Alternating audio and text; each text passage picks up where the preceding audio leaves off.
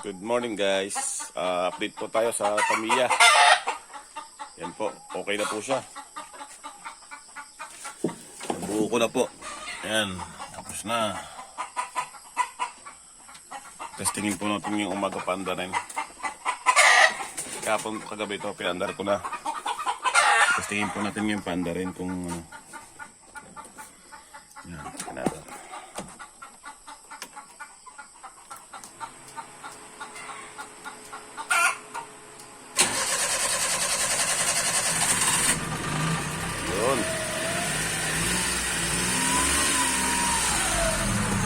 Yung guys, ang ano, wala nang bulwak.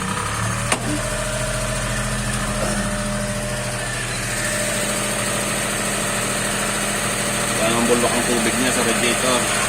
Ayan na.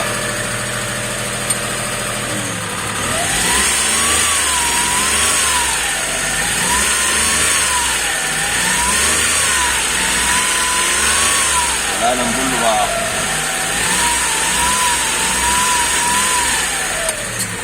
Sa likod ng makina, nakikita ko sa inyo. Yan, okay na po siya. Yung unang andar po niya, ano, palyado, nag blow by kasi po yung piston ring niya kumapit. So ano po yun, loss compression. Loss compression po siya. Eh nung umandar na, nung uminit na, siguro kumawang na yung piston ring. Yun, okay na siya. Medyo adjust natin ng konti yung minor. Nakita ko sa inyo yung makina.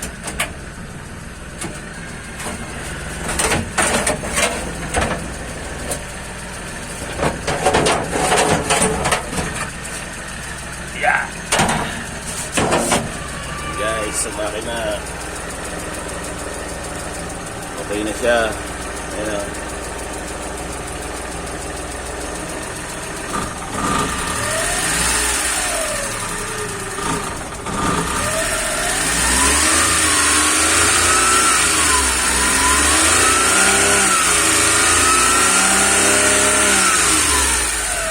Saka ano po siya, maganda mag-minor.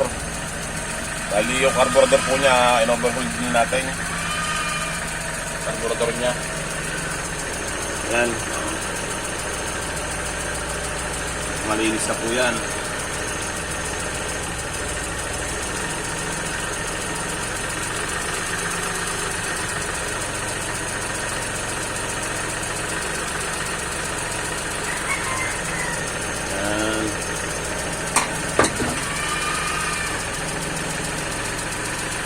Okay na siya.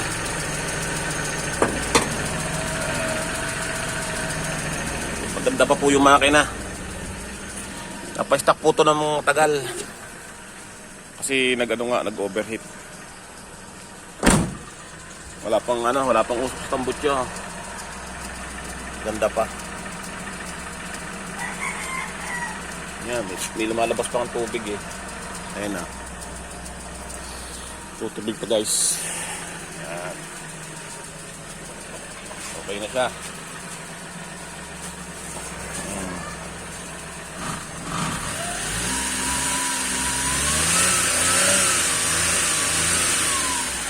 Tingnan natin. Testing.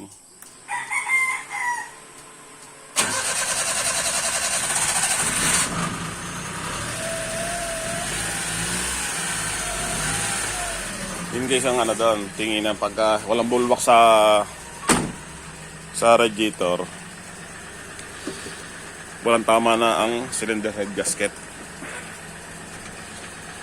Kasi pag bumubulwak, asahan nyo na mag-overheat yan. Kaya pagka gano'n, wag nyo nang igagamitin. Try natin lagyan ng tubig yung radiator. Baka sabihin nyo kaya hindi nabulwak walang laman. Yan na, nayat na laman. O yan o, puno po yan o. Kita ba?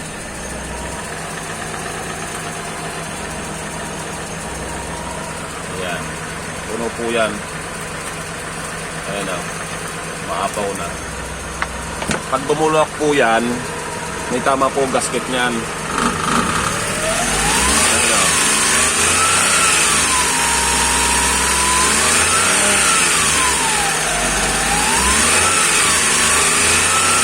Pag ganyan po, wala.